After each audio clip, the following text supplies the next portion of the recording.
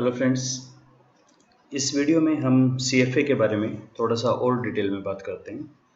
पिछले वीडियो में मैंने आपको बताया था कि CFA MLE मेथड के ऊपर काम करता है, maximum likelihood estimation.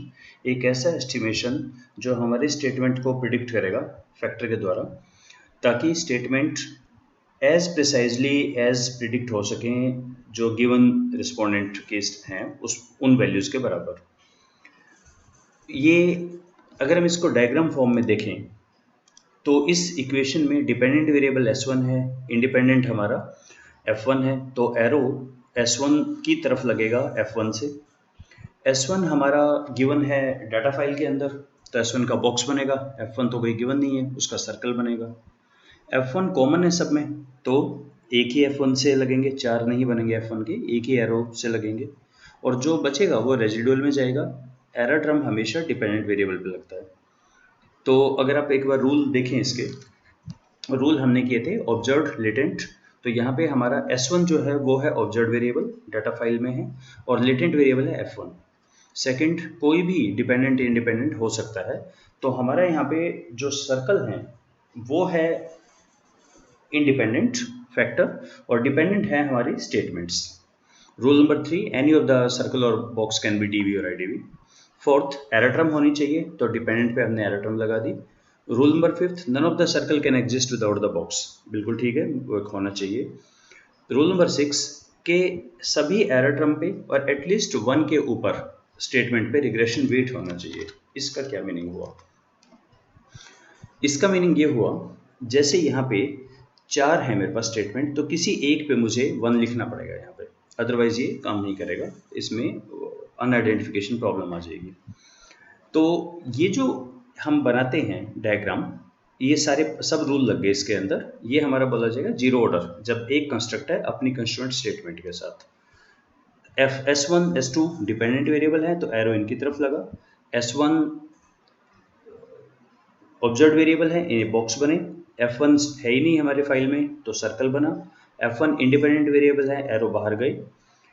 Dependent variable में एरर टर्म भी ऐड हुई, हर एरर टर्म के एरो पे, और इनमें से किसी एक के ऊपर 1 आएगा, अदरवाइज ये प्रॉब्लम हो जाएगी, अनआइडेंटिफिकेशन प्रॉब्लम। इस चीज़ को एमओस के अंदर अगर आप देखें तो ये है हमारा है। तो मैं एक काम करता हूँ, इसको क्लीन कर दूँ। ये जो थर्ड है C1 पे आप एक सर्कल बनाएं। देखिए जो रेड होगा इसका मतलब क्लिक करने से यहाँ ऐड हो जाएगा। जैसे ही आपने एक ऐड की, SPSS बोलेगा कि ये रूल मुझे याद है कि एरो यहाँ पे 1 होना चाहिए, एक पे पहले पे ही 1 लगा देगा। इसके बाद आप जितना क्लिक करेंगे उतनी स्टेटमेंट आते जाएंगी, उस पर 1 नहीं आएगा, पहली पे मैंडेटरी है, ये 1 अपने आप ही लगा लेगा। ये हमारा हो गया zero order construct. Orders zero order, first second third, इनकी हम थोड़ा देर रुक के बात करते हैं। अभी हम बात करते हैं रिजल्ट कैसे रिपोर्ट होंगे इसके। अब एक बार दोबारा देखिए, ये है तो ये रिग्रेशन ही ना, ये चीज़ रिग्रेशन की तरीके से ही जा रही है।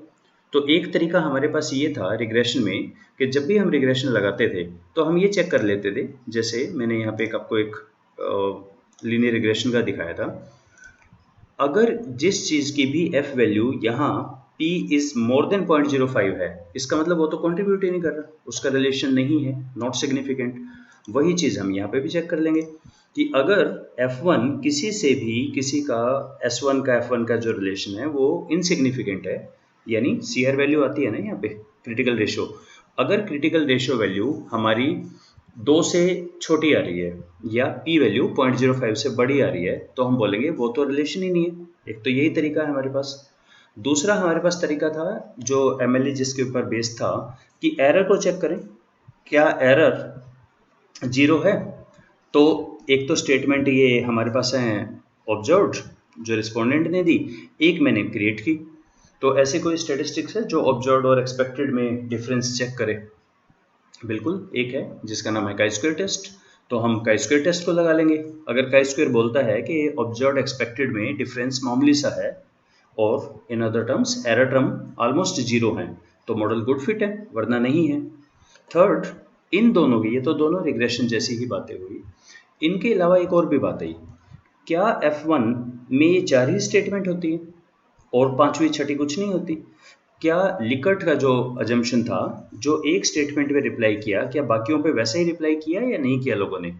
इसको बोलते हैं कन्वर्जेंट वैलिडिटी, मतलब validity issues, content validity, convergent, discriminant validity, ये सब चीज़ें हम इसमें रिपोर्ट करते हैं। तो 3 तरह की चीज़ें हम रिपोर्ट करते हैं। एक तो सिंपल रिग्रेशन है, जो सीआर से देख लीजिए या पीआर से, ये तो बिल्कुल क्लियर है कि रिलेशन है या नहीं है, बस। एक मॉडल फिट इंडिसेस होता है। मॉडल फिट में हम देखते हैं काई स्क्वायर स्टैटिस्टिक्स, वही एरर को हम चेक करें कि एरर सिग्निफिकेंट है या नहीं है।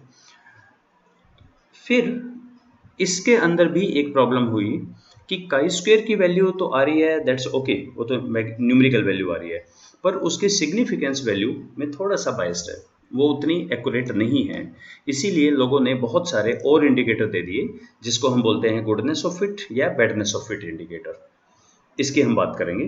थर्ड एक हम रिपोर्ट करते हैं वैलिडिटी इशू, कंटेंट वैलिडिटी और कंस्ट्रक्ट की वैलिडिटी। कंस्ट्रक्ट में आते हैं कन्वर्जेंट और डिस्क्रिमिनेंट वैलिडिटी। इन सब के बारे में, यानी 3 चीज़ें हम रिपोर्ट करते हैं। इनकी रिपोर्टिंग और इसको कैसे पढ़ा जाता है, ये हम नेक्स्ट वीडियोज़ में डिस्कस करते हैं। Thank you.